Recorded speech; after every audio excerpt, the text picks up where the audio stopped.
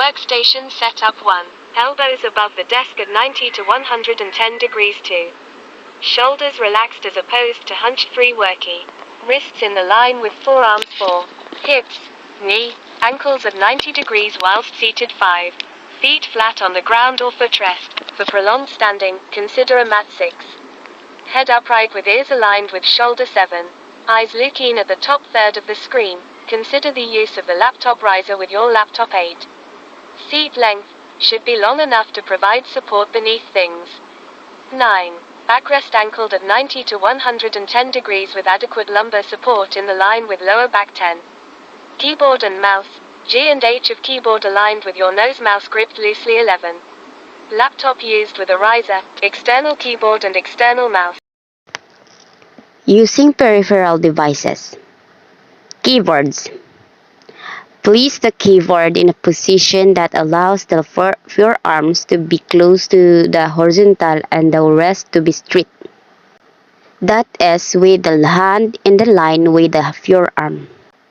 Using a mouse, a well-designed mouse should not cause undue pressure on the wrist and forearm muscle.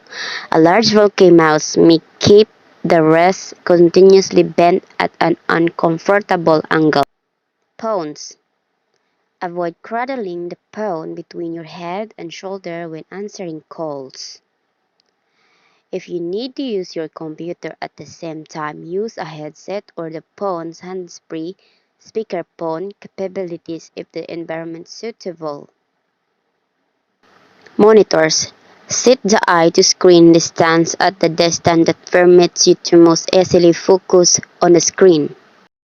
People who wear bifocal or multifocal lenses will need to get a balance between where they stay out of their lenses and avoid too much neck flexing. The height of the monitor can be adjusted using monitor riser. How to correct set up your office chair. Desk.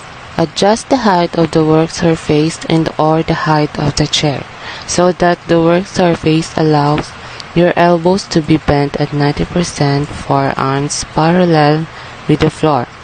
Wrists straight, shoulders relaxed. Place all controls and task materials within a comfortable reach of both hands so that there is no unnecessary twisting of any part of the body. Most people prefer the document holder to be between the keyboard and the monitor. Lighting. Place the monitor to the side of the light sources, not directly underneath. Try to sight this between rows of lights. Posture and environment. Change your posture at frequent intervals to minimize fatigue. Avoid awkward postures at the extremes of the joint range, especially the wrist.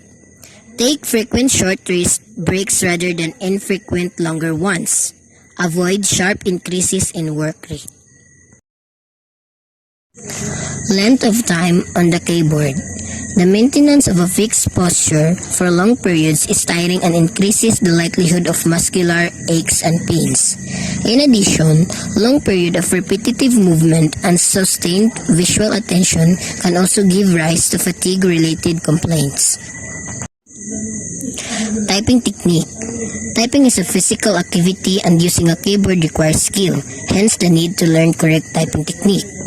Unskilled or hand-and-pick typists are particularly at risk of occupational overuse injury because they often use only one or two fingers, which may overload the finger tendons, are constantly looking from keyboard to screen to keyboard, which may strain neck muscles, often adopt a tense posture or wrist bent back and fingers poised to strike. Speed of keying. The efficiency and speed of modern computers makes it possible for a skilled operator to type extremely quickly. This capability, reinforced by workload pressures, means the potential exists for operators to key at speeds which may cause or contribute to occupational overuse syndrome. The role of the repetitive movement in injury is not fully understood, but is believed to interfere with the lubrication capacity of tendons and the ability of muscles to receive sufficient oxygen supplies. 10,000 to 12,000 keystrokes per hour is considered an acceptable standard. It is recommended that operators take regular postural or stretching breaks to reduce intense periods of repetitive movement.